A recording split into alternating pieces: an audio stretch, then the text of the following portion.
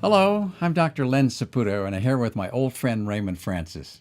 Raymond, it's really a pleasure to have you back on the show again. Well, Len, it's a pleasure for me to be back. We go back a long time.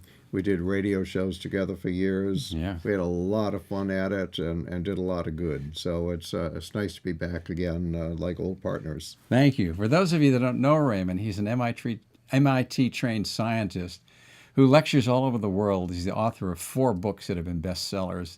His latest book is Never Feel Old Again. And Raymond feels in this book, and he describes how one of the world's biggest problems is we got too many old people, and it's causing a big shift in how the financial situation of this country is working.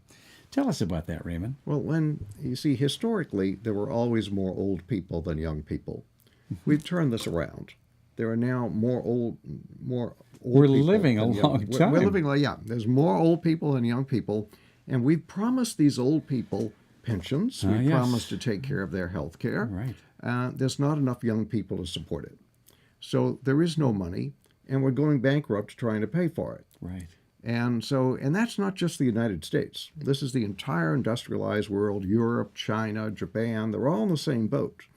They all have made promises that they can't keep, and they don't know what to do. The governments are paralyzed. They don't want to go back and say, oh, we made these promises, but we can't keep these promises. Right. So they're not saying anything, and meanwhile, the problems get worse every single day. I think a lot of that probably developed because at age 65, most Americans have retired, and that the workforce is shrunk, even though we have a lot of talent there. A lot of talent, but the one of the problems here, and this is really bad. We depend on young people to pay the bills. Right. Well, today the young people are old and sick themselves, and they can't take care of themselves. And we've got 30-year-olds with the biological markers of 80-year-olds. We measured 10-year-olds with the biological markers of 45-year-olds. I mean, if you're 45 years old when you're 10, what are you going to be when you're 50, and how are you going to support all these old people? Exactly. It's a mess, and the government is paralyzed. Nobody's willing to address this because to address it means taking drastic action. Right. No politician is willing to take that kind of drastic action. For example, there are some economists saying we have to increase the Social Security retirement age to 79, and we have to do that as quickly as possible. Wow. Well, nobody's going to run on that platform. That's for sure. That's not going to happen. So the problems continue. There is a solution. So what is the solution?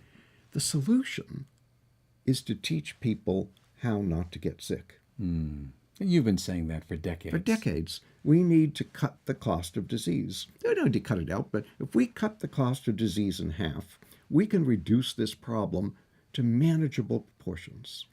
And we can cut the cost of disease in half very simply. Just teach people a few simple things. Stay off of the bad foods. Get on better, more fresh vegetables, more fresh fruits. Avoid obvious toxins in their diet.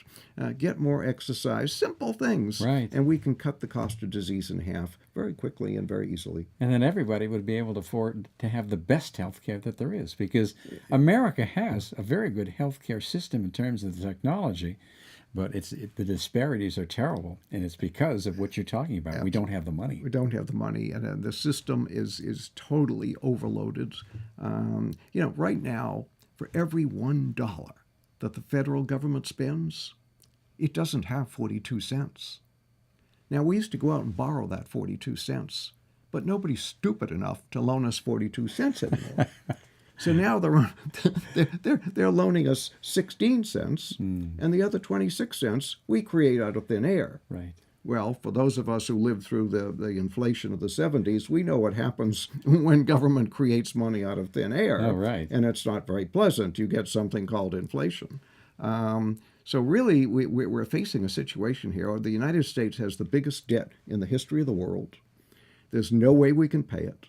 So we've either got to default on the debt, which is bad news, or we've got to inflate, which is bad news, and we're probably going to do both, and all of that's bad news.